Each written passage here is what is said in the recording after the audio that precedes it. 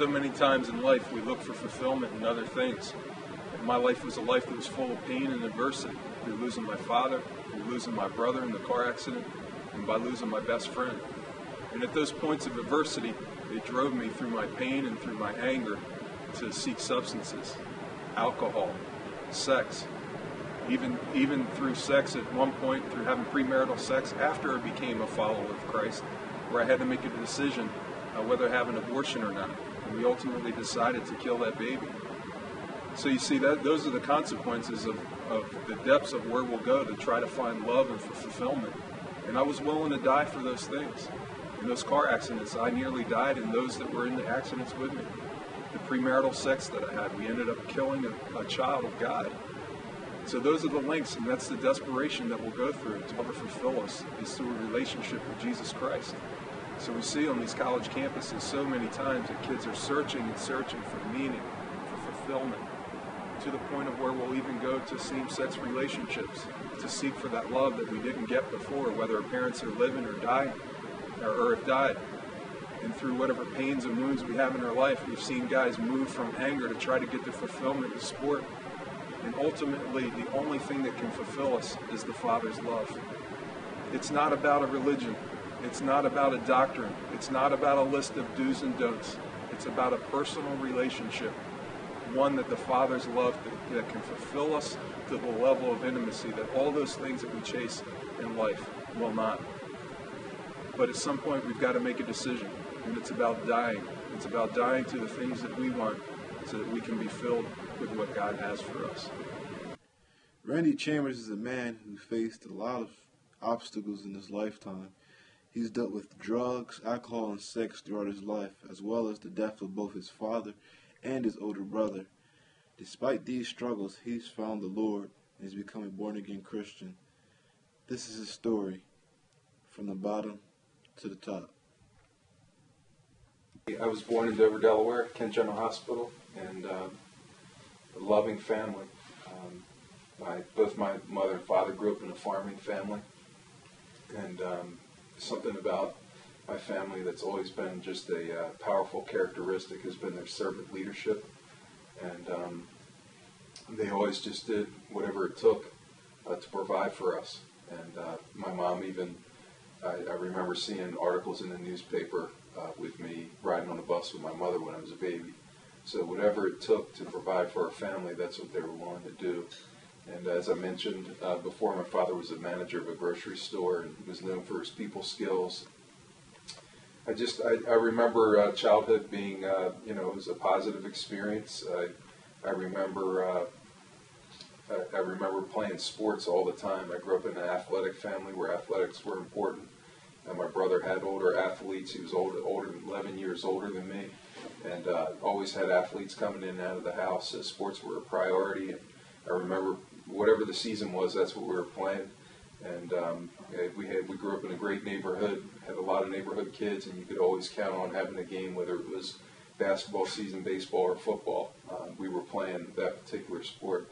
Played Little League and played organized basketball. And I remember it being a difficult transition for me after my father died.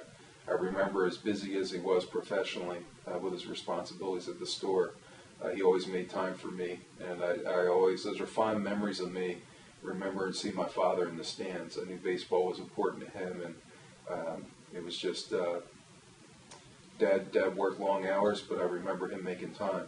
I remember playing catch with him in the backyard.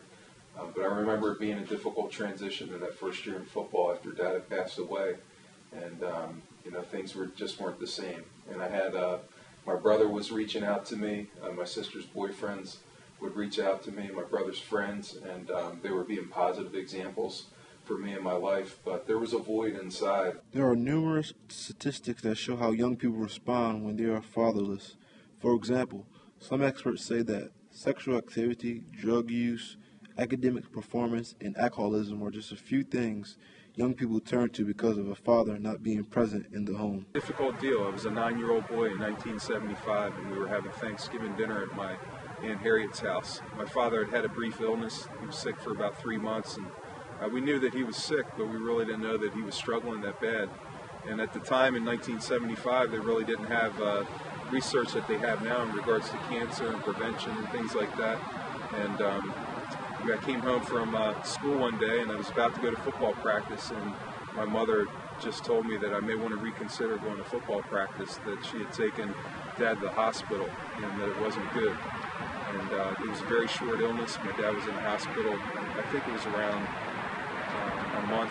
My mom would be able to speak to that better than me. But on Thanksgiving Day, my father was a committed worker, and his example and his work ethic have always just been a great positive example in my life. And those are things that I've implemented through other people speaking to me about the character that my father had. And he actually called the grocery store, the Acme Market that he was managing that morning, to check and make sure all the orders had come in according to what they ordered. And it was about 5 o'clock, and the phone call came into my Aunt Harriet's house, and my mother pulled us away from the table, and we went into my Aunt Harriet's bathroom.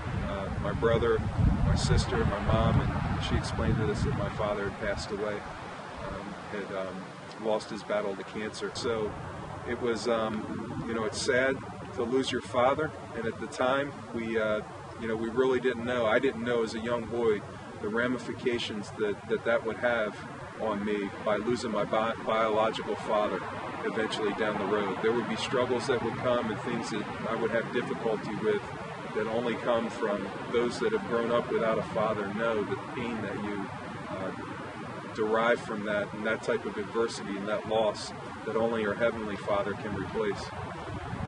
About 32% of adolescents take their first drink before the age of 13. I remember specifically the first time I ever had a drink when I was a 12-year-old boy. It was after a basketball practice in the gym. They had a party in the gym the night before, and there was alcohol left in the building. And one of my friends just called me into the area where all that stuff was and asked me to take a drink, and didn't even think twice. And I did it. I didn't dislike it. That wasn't something that I felt like I gravitated towards. And that was, I would guess that, I was in 7th grade then. And then really fell back into that temptation again somewhere around 9th or 10th grade year. Had friends that invited me to go out, some type of double date, and there was alcohol, and I remember really gravitating towards it. It was always, it just seemed to be, I was always hanging out with athletes, and we were always around the party. I wasn't aware that I had some type of problem or that potentially pain from the hurts that I had in the past of losing my father at such a young age that could be driving some of the things that I was pursuing. And there were times, at one time specifically, I remember in high school where we drank before school. We just thought it would be a cool thing to do, to try it, and we drank vodka so that they wouldn't smell it on our breath.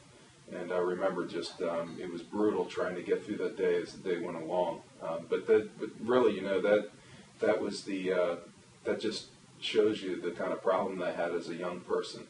And I was really seeking for suppression of pain that I had.